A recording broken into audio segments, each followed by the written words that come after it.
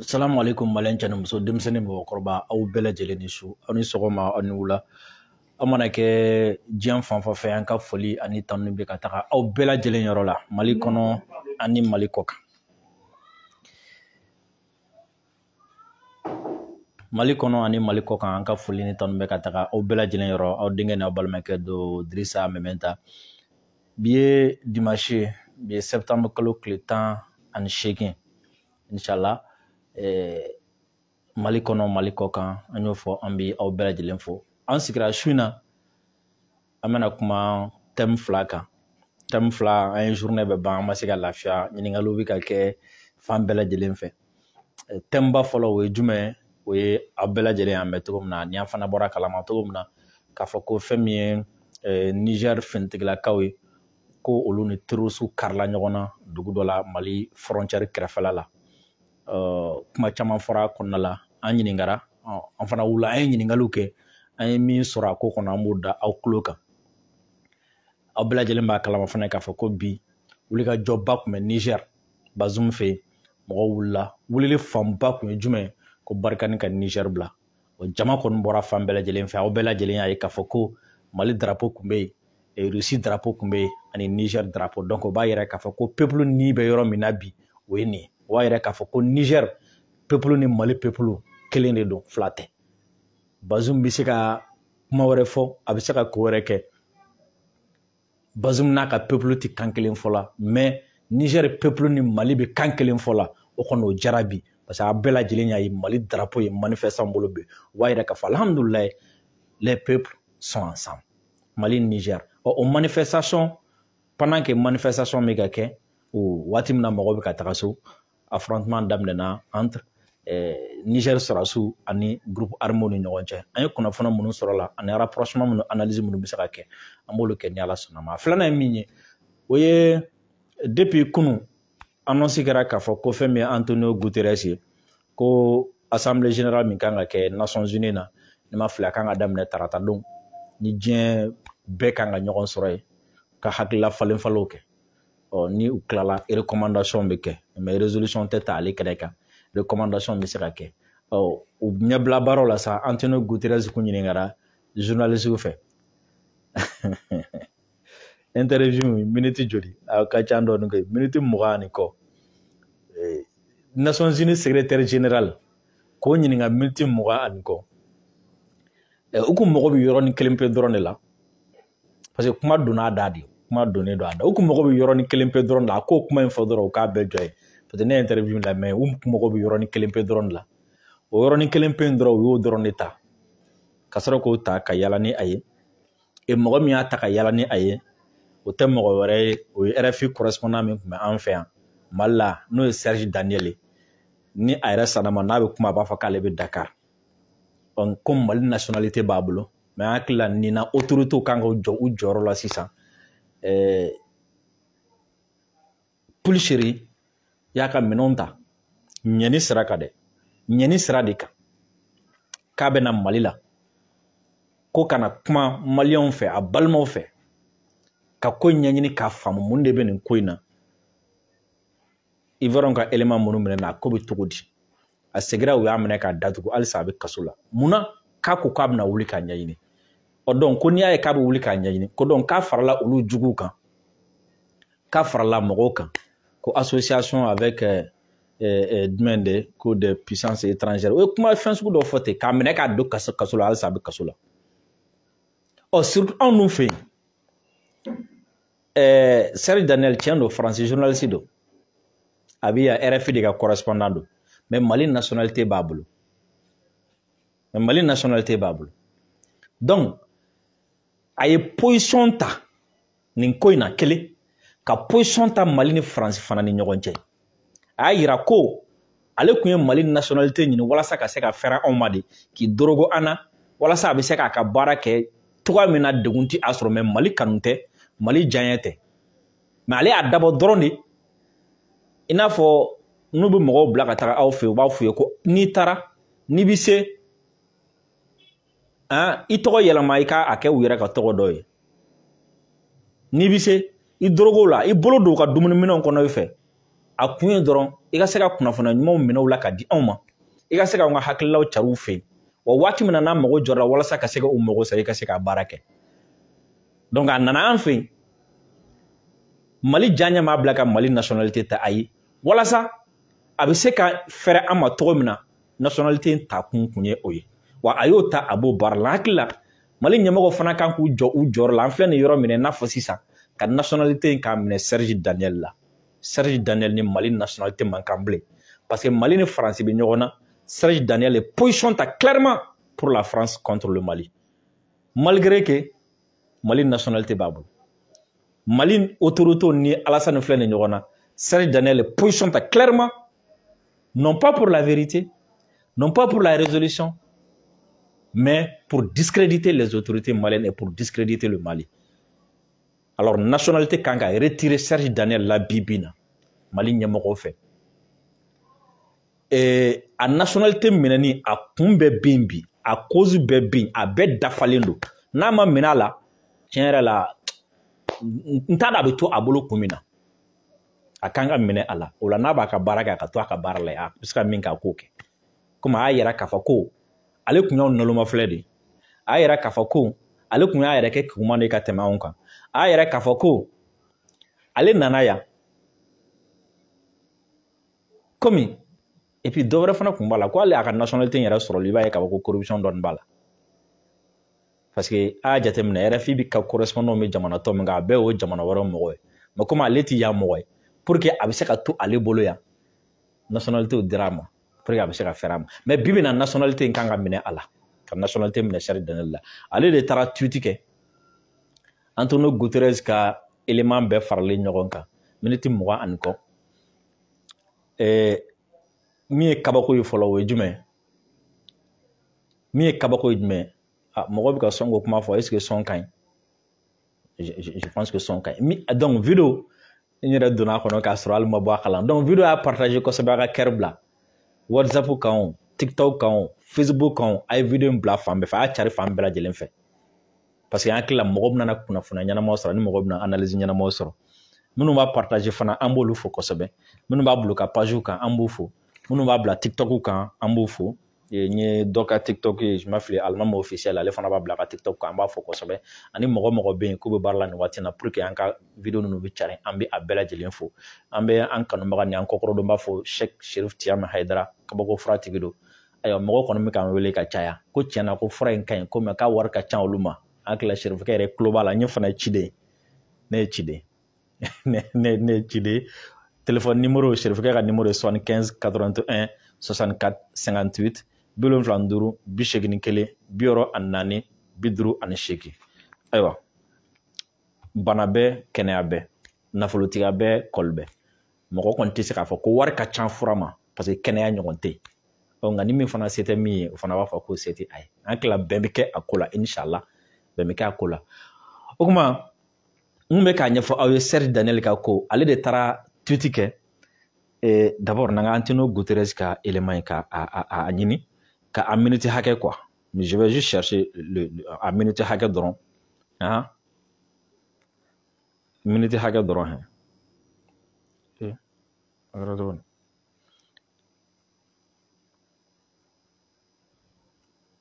en tout cas a ka ca ni 20 minutes interview min ka kɛ temps min kɔnɔna la i b'a ye k'a fɔ ko a bɛ kuma Mali ka yɔrɔ min na fo journaliste b'a fɔ ko j'aimerais parler de l'Afrique mais on n'a pas assez de temps j'aimerais parler de l'Afrique mais on n'a pas assez de temps regardez diɲɛ selege 4 bɛɛ faralen ɲɔgɔn kan o tɔnba au secrétaire général o secrétaire général o ka interview bɛna kɛ diɲɛ selege 4 koɲɛw kan donc a bɛna taga ɲininka journaliste fɛ o ɲɛbila baara la mais journaliste b'a fɔ a ye ko n bɛ fɛ ka i ɲininka farafinna koɲɛ la mais waati bɛrɛ tɛ yen minute 20 ani kɔ waati bɛ yen ka Europe fɔ waati bɛ yen ka Ukraine fɔ waati bɛ yen ka fan bɛɛ fɔ mais n'a sera farafinna ma ko waati bɛrɛ tɛ yen an tila aw kan ka kuma faamu déjà o journaliste bonya min b'o bolo ka ɲɛsin farafinna ma considération min b'o journaliste la ka se farafinna ma aw kan k'o dɔn o interview yɛrɛ farafinna b'u bolo minɛn min kɔnɔ aw kan k'o minɛn faamu parce que français journaliste de kun donc bonya min b'u kan ka ɲɛsin farafina ma aw kan ka o faamu parce que minute 20 ani kɔ kuma la ni o tigi ko n bɛ fɛ ka kuma farafina kan mɛ waati bɛrɛ tɛ yen o kɔrɔ ye ko waati min bɛ yen an k'o kɛ ko ɲɛnamaw na komi farafina ko tɛ ko ɲɛnama ye waati min bɛ yen an k'o consacrer mɔgɔ ɲɛnamaw na komi farafinw tɛ mɔgɔ ɲɛnama ye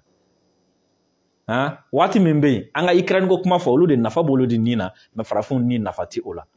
donc aw yɛrɛ kan ka faamu mɔgɔ ninnu ye mɔgɔ sugu min ye kelen filanan ye jumɛn Nations Unies secrétaire général o ka sigi journaliste fila fɛ bi bi in na k'a fɔ ko yɛrɛ min bɛ Nations Unies yɛrɛ kun kan k'a da ma maga o la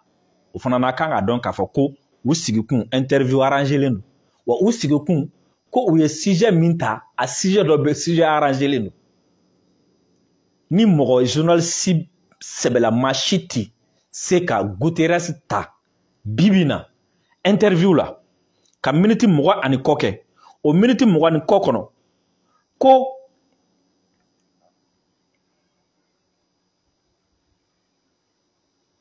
o minute 20 ani kɔ la ko dati maga plainte min yɛrɛ donna Nations Unies la ko Nations Unies yɛrɛ ka kuma nin kan o plainte bi Nations Unies na o ma jaabi fɔlɔ ko journaliste bɛ se ka minute 20 ni kɔ kɛ ko dama maga o la o la i b'a dɔn ko interview tɛ interview i b'a dɔn ko secrétaire général min yɛrɛ nana kuma ko a bɔra arbitriya la a kɛra joueur ye parce que an hakili la fɛn bɛ Antonio Guterres intéressé min bɛ a engagé min bɛ ale kun kan o ye Mali ye demande min don conseil de sécurité la o bɛ Nations Unies kun kan mais Sorasi ko minnu minɛlen don Mali la olu ye Mali ni Côte d'Ivoire ni ɲɔgɔn cɛ ye o Antonio Guterres ka fɛn t'o la mais a ma ɲininka Mali ka plainte la dɛ u y'a ɲininka ko Mali ye Ivoirien ka élément minnu minɛ an ka aéroport la et puis hali ɲininkali yɛrɛ togo la i b'a dɔn ko d'abord je vais vous dire hein, ni interview bɛna kɛ ni interview sugu ninnu fɔlɔ journaliste bɛ question ci ka taga fɔlɔ non journaliste bɛ question di a ma fɔlɔ a bɛ question lajɛ ka hakilila jagabɔ kan ni question min man d'a ye a b'a fɔ ko k'o bɔ a la ni min ka d'a ye a bɛ se k'a fɔ bon n'a b'a ɲininkali kɛ a b'a ɲininkali kɛ cogo yɛlɛma ta o b'a kɛ ten de hein o b'a kɛ ten de a kana kɛ n'a fɔ comme si ni mɔgɔ de don n'a nana sigi n'a tɛ fɛn kalama o b'a ɲininka non ce n'est pas comme ça questionnaire bɛ ci a ma a b'u lajɛ fɔlɔ donc question arrangelen dɔw bɛ u ni ɲɔgɔn cɛ journaliste ni ɲɔgɔn cɛ o ye jumɛn parce que ko in bɛ dabakun ye jumɛn o ye pour que ka Alassane sauver de ko in bɛ dabakun ye jumɛn o ye pour que k'a yira dɔrɔn k'a fɔ non le Mali exagère u ni diɲɛ bɛɛ bɛ ɲɔgɔn na o la question arrangelen dɔ bɛ n'a kana poser normalement Antonio Guterres a jouera donc question essentielle min kun kan ka poser o ye jumɛn Mali ye conseil de sécurité saisi ko France bɛ ka bi u kan alors que Nations Unies sigira de ko jamana kana bi jamana kan Mali ye Nations Unies conseil de sécurité saisi ko France bina Mali kan ko an bɛ fɛ lajɛ ka sigi an ka kuma o de kan ka kɛ priorité ye Antonio Guterres bolo mais pour que ka diversion créer ka mɔgɔw la ɲina o kɔ ani ka mɔgɔw tulokɔrɔla gani Sorasi ko kuma in ye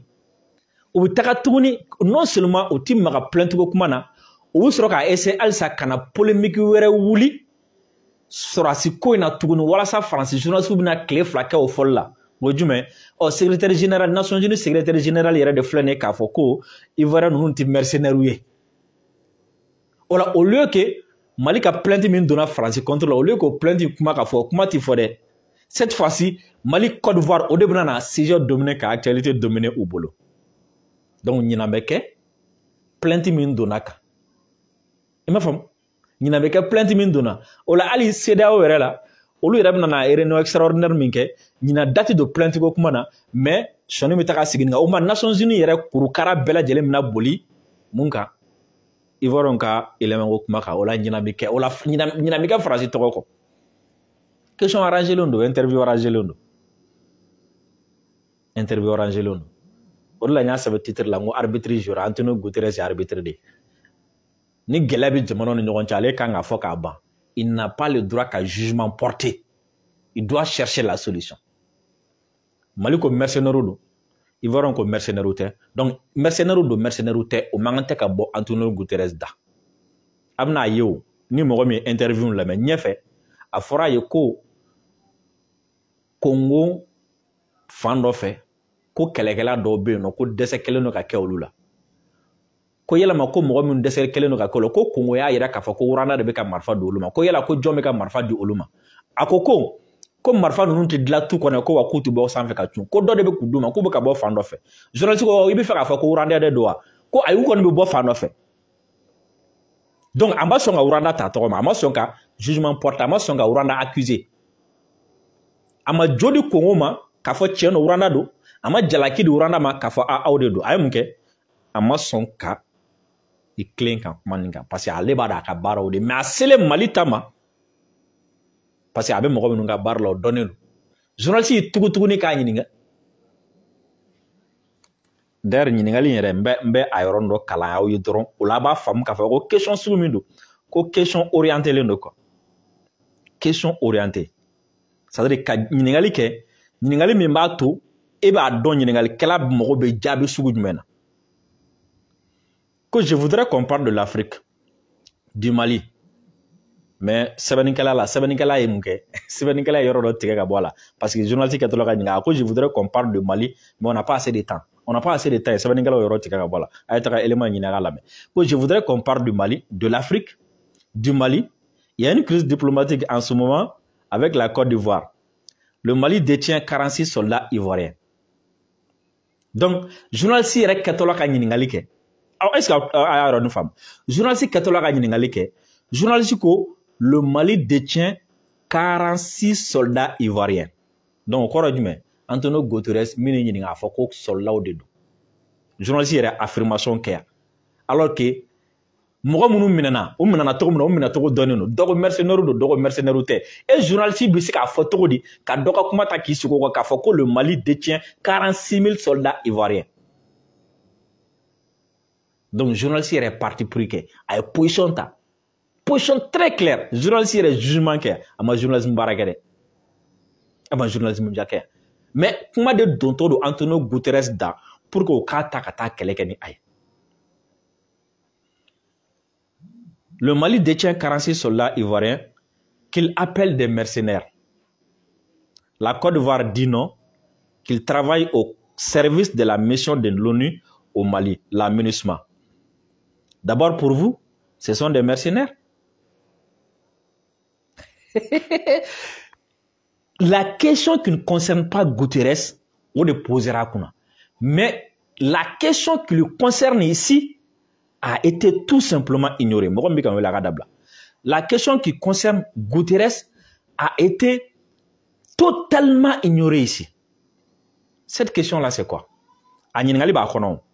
Question qu'on a la ɲininkali wɛrɛ b'a kɔnɔ mais a ma sɔn k'o fɔ.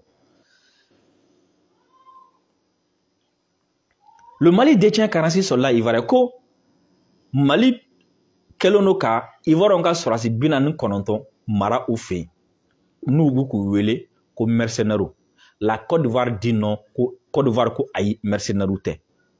Qu'il travaille au service de la mission de l'ONU au Mali. Ko Côte d'Ivoire ko k'u bɛ ka baara kɛ MINUSMA de tɔgɔ la ani MINUSMA de Mali la. Donc la question qui devrait être posée à Guterres ici était de savoir si oui ou non ces 46 éléments travaillaient ou travaillent au compte des Nations Unies ou bien au compte de la MINUSMA. C'était ça la question.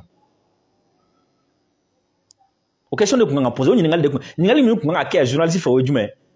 ye yalama tiɲɛ don wa ko Mali kɛlen don k'u minɛ ko mercenaires don Ivoirien ko mercenaires tɛ Ivoirien ko k'u taara MINUSMA de ka baara la Mali ko k'u ma taa MINUSMA ka baara la komi e de ye MINUSMA bɛɛ ka ɲɛmɔgɔba ye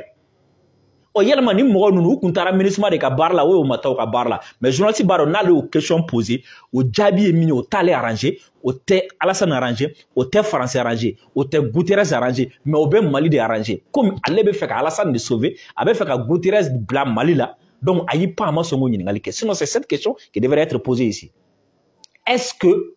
o bɛ MINUSMA la wa ou bien o tɛ MINUSMA la Guterres kun kan k'o de jaabi mais a m'o jaabi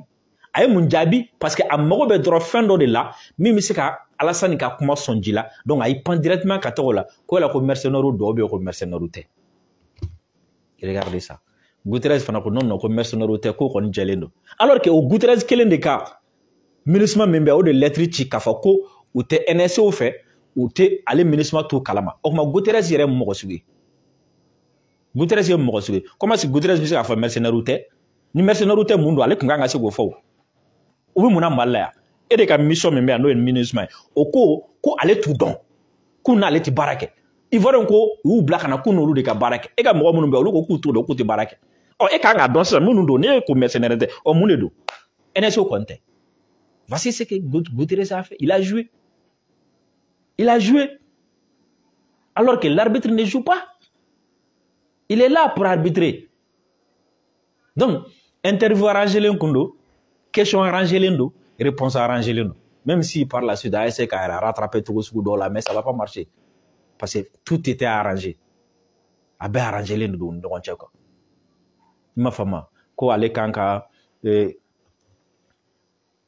on continue a ɲininkara i bɛna a dɔn yan fana a ka mauvaise foi la yan a ɲininkara ko yala ko ani Mali bi contact la wa ou bien Alassane bi contact la a jaabi kirikara dɔw la vraiment c'est pas important n tɛna na olu kan mais ko ale ni Mali délégation kan ka kuma Nations Unies ka ɲɔgɔn ye sen fɛ ayiwa an bɛna min fɔ délégation ye hali n'a sɔrɔ n'an yɛrɛ tun taara n'o ka d'a ye mais an ma taa an ma wele a ye taga ni journaliste ye parce que il est temps que ni ani France bi kɛlɛ la mɔgɔ mɔgɔ kan ka ko jalatigɛ France journaliste b'u débrouiller fo ka t'o tigi ka interview ta cette fois-ci Michel Ablaye Diop hali n'a sɔrɔ ni ma veste dɔ bɛ ka na kuma aw tagatɔ la aw ni journaliste ɲɛnamaw ka taa minnu k'u jija hali n'u bɛna sɔrɔ n'u bɛna na to Amérique de u kana segin Amérique fiyewu k'a sɔrɔ u ma interview sɔrɔ ni Antonio Guterres ye u kana segin dɛ u k'u débrouiller parce que comme déjà Mali délégation ni Guterres kan ka ɲɔgɔn ye donc o délégation min bɛ taga journaliste ka kɛ a la journaliste minnu kana segin fiyewu ni u ni Guterres ma ɲɔgɔn ye interview ka ɲini u ye walasa u bɛ se ka Guterres interviewer o tuma an fana k'an ka point marqué kɛlɛ in fana bɛ kɛ ten don an ye nin caman fɔ duguma mais a ti lamɛn an b'a fɔ sanfɛ sisan u ka ɲini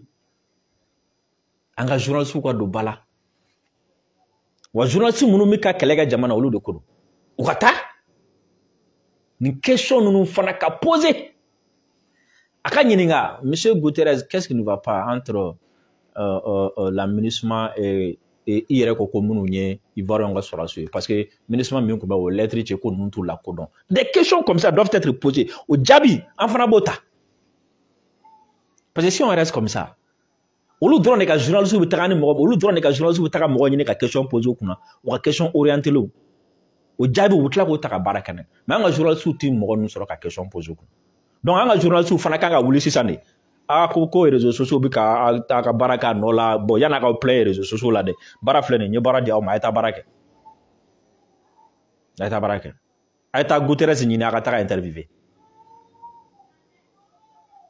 a n'a tɔ bɛɛ a ye t'u ɲini a ka t'u interviewer Algassim Wane bɛ yan MINUSMA ka Guterres ka ciden kɛrɛnkɛrɛnnen bɛ yan a ye taa interviewer a k'a ɲininka na diɲɛ bɛɛ k'a mɛn a bɛna min fɔ a la donc n tɛna mɛn nin kan je pense que Mali autorités kan ka mesure min ta u ko mesure ta nin ko in na mais tout le monde voit ici que Guterres était animé de mauvaise foi et tout le monde voit ici que objectif ye jumɛn o ye ka Mali ka plainte ko kuma ye ɲinan bɛ se ka kɛ o kɔ cogo min na donc sinsin bɛ kɛ Ivoirien ka élément minnu bɛ yan o de la o kuma bɛ taa CEDEAO la a kuma bɛ taga yen fɛ a kuma bɛ na fɛ walasa an ye plainte min kɛ ɲinan ka kɛ o kɔ an tɛna ɲinɛ o kɔ ni Ala sɔnna donc o b'an bila directement sujet filanan na walasa an ka bɔ parce que an tɛna na mɛn bi an balimaw fɛ yen nɔ n'o ye Niger vidéo y'a partagé kosɛbɛ an yɔrɔ in partagé c'est très important parce que jaabi caman b'a kɔnɔ Niger manifestation kun bɛ yen ni ma fili depuis 2018 Mamadou Yusufu fo ka na se Bazoum ma Niger y'a ɲini ko cogoya sugu bɛɛ lajɛlen na k'u bɛna bɔ ka manifester depuis Faransi sɔrɔdasiw ma se a manifestation si ma autorisé am balmuna kunu ou bien kuna sini ni manifestation interdiction kumbe aka ma interdiction atla ka lever à la dernière minute donc ko ka autorisation duma ko manifester ja Bazoum n'a ka fere kum nyokona France n'a ka fere kum nyokona Bazoum ni France fere dum kum bolo comme u yara nyumana ko niaye Mali la olu ye kaota parce que kolu ma konko ma jona manifestation damne mala o ma ko jona fo ka ta ka magosa wo bolo donc u yara bolo Niger ta o na kon ama jona ka ko in ka lasa jona donc Bazoum ye autorisation dit manifestation keloma ka soro ka munke rapidement ani Francis Sorasu munumbe olu donna en conclave ka bara damne ko bon la ñine jume amba do manifestation mena bo jama babna bo parce amba do Niger chiti France fait ou amba do Niger chiti Barkan fait on mais pour qu'ambu ka manifestation a communication na ya avant ya pendant ya après pour que pendant ni après ameseka o tien au boulot même munke il faut qu'on prépare une opération militaire contre les terroristes donc Bazoum ni français o farano ka opération militaire do labe pendant que manifestation mi ko manifestation labe Bazoum ga lañine jume ni jama bora togo togo France la gauchera togo togo ka olu to manifester la ale ka Sorasu ni France Sorasu be farano ka ta terroriste bunte wala nu tara terroriste bunte donc a ko rebe na ke malola ko aw be ka foko France min ka ta o France flene ka terroriste bunte donc ba ire ka foko France mangante ka ta o kay hein o ba ire ka foko aw mogo bula o ba ire ka foko flene ka victoire yere kay donc ni manifestation ko kuma fora yoro yoro terroriste buntera Barkan fait o fana be fo ka daka est-ce qu'il y a une stratégie donc we have label opération label pendant que manifestation beaucoup ka manifestation label Bazoum fana ni France bi ka opération label terroriste contrôle donc bo ke togodi o ba jatemne o saka terroriste gauche yoro djme ka victoire so donc ya jatemne dugu do be ko miam mo be mian abe ani andera bukan manjan kosobe Niger de do mais ani Mali be frontière ke donc opération label ka nyashi ema donc manifestation bora ou buka manifester wati mina ou offensive lancé contre les terroristes ou offensive mi lancera contre les terroristes ou tara terroristes ka position mon sur no EGC ka position mon sur Niger parce que mogo timin kalama Mali ni Niger frontière au be état islamique de ka influence konnala parce que influence ni contrôle tikele o bolu de ka influence konnala parce que ni mogo mba kalama depuis 2012 ni ko wula nori fan chaman be a bora Mali bolo surtout kɛlɛ min kɛra 2014 ani sema ni ɲɔgɔn cɛ Mali ka position nana et hali ni mɔgɔ minnu bɛ yen n'u bɛ accord d'Alger min bɛ yen n'u b'u attaque u disi gosi na u bɛ mun fɔ ko depuis accord signé na ko kɛlɛ ma kɛ Mali ni groupe signataires ni ɲɔgɔn cɛ donc o kɔrɔ ye jumɛn ko depuis kɛlɛ kɛra bɛɛ bɛ k'a ka position garder mɔgɔ si ma tɛmɛ a ka position kan alors que Mali ka position na ani groupe armé ka position bɛ yen groupe armé ka position ni yɔrɔ in bɛɛ bɛ o kɔnɔna de la n'o ye sema mɔgɔw ka position ye ni yɔrɔ in bɛɛ b'o kɔnɔ ni yɔrɔ in bɛɛ tun b'o de kɔnɔna la donc a tɛ Mali ka contrôle la frontière fan caman bɛ yen o bɛɛ groupe armé ninnu de ka contrôle kɔnɔna la et à l'époque ni Mali tun y'a essayé k'a bɛ taga yɔrɔ minɛ i b'a ye kɛlɛ tun bɛ wuli u tila ka fɔ tuguni ko Mali bɛ ka accord violer Mali bɛ ka taga baga nɔ donc bɛɛ y'i ka position garder précision de taille mɔgɔ kan ka min faamu donc n'a fɔra dɔrɔn ko terroriste u ye terroriste gɛn ko kana se frontière la ko ka frontière tigɛ ni e m'a faamu i b'a fɔ o sera ka kɛ cogo di o yɔrɔ min tigɛ a t'an bolo yɛrɛ yɔrɔ min tigɛ contrôle la mɔgɔ donna mɔgɔ bɔra a kɛra cogo di i ka contrôle t'o kan donc u taara offensive kɛ u taara mɔgɔ ninnu terroriste ninnu EGS Fransi sɔrɔsiw ni Niger sɔrɔsiw u taara u attaquer o yɔrɔ in na yen o position in u y'u gɛn u ye terroriste gɛn terroriste bolila k'u replier ka na frontière malien fan fɛ an ye kunnafoniya minnu sɔrɔ u replier ka na frontière malien fan fɛ ninnu tugulen u kɔ terroriste ka renfort nana ka ninnu datugu u y'u datugu yen de kɛlɛ kuma tununa yen de parce que depuis kɛlɛ bɛ ka daminɛ kunnafoniw bɛ ka bɔ mais depuis o de kɛra depuis terroristes ye contre-offensive daminɛ Barkhane contre la kunnafoniya jɔra yen kunnafoniya jɔra yen ça veut dire ce que ça veut dire quoi Bazoum ye opération min labɛn pour que ka manifestation lagosi n'a ye opération ça a tourné au fiasco parce que kɛlɛ sera yɔrɔ dɔ la fo Niger sɔrɔsiw ni français minnu tun bɛ ɲɔgɔn bolo olu replier la alors que offensive sera repli ma yɔrɔ yɔrɔ o b'a yira k'a fɔ ko jugu bɛ ka se sɔrɔ aw kan donc o replier la est-ce que o bɛ ka faamu donc u kun bɛ fɛ ka opération de communication min kɛ n'a ye ça n'a pas marché u kun bɛ fɛ ka manifestation lagosili min kɛ n'a ye ça n'a pas marché et aw ɲɛ b'a la depuis a daminɛna fo bi u ka presse si ma kuma fɔ ka journaliste ma kuma fɔ France 24 ma fɔ RFI ma fɔ n'a kun da jara France la u kun b'a fɔ mais a da ma ja France la parce que contre-offensive in na an ye chiffre caman sɔrɔ an tɛ nana minnu fɔ parce que Niger sɔrɔsiw b'a la et Niger sɔrɔsiw olu ni Bazoum tɛ kelen ye an k'o fana bɔ ɲɔgɔn na Niger sɔrɔsiw ni Bazoum tɛ kelen an k'o bɔ ɲɔgɔn na parce que Niger sɔrɔsiw ka gagner o de ka di anw ye terroristes contre la Niger sɔrɔsiw ka sa o man di anw ye dɛ o man d'an ye u ka victoire sɔrɔ terroristes kan o de ka d'an ye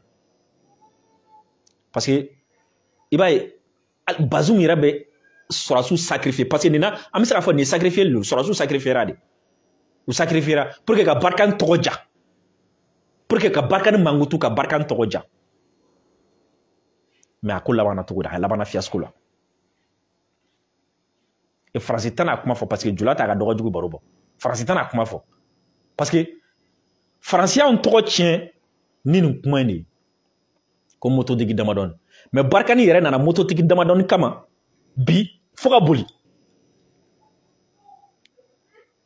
donc là ça veut dire ce que ça veut dire donc ça veut dire aujourd'hui l'armée nigérienne doit prendre cette distance avec les forces françaises le peuple vous soutient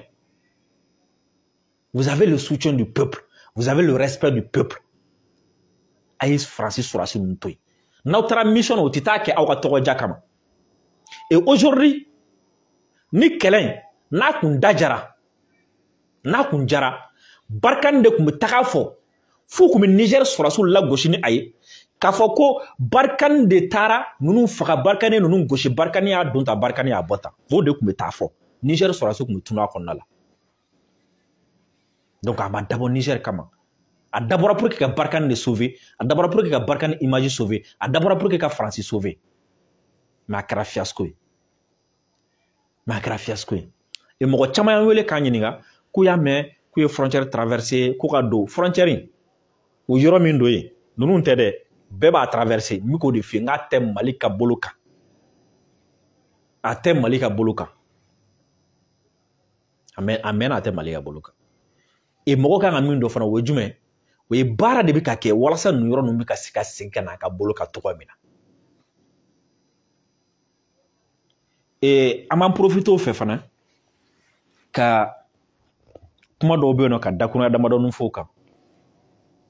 ni ko gɛlɛyara mɔgɔ kan k'u yɛrɛ ɲininka an y'o fɔ faransi de sababuya ye nin terrorisme ye mais faut pas que mɔgɔ ka ɲina k'a fɔ ko MNLA de ye nin ko in bɛɛ daminɛ dɛ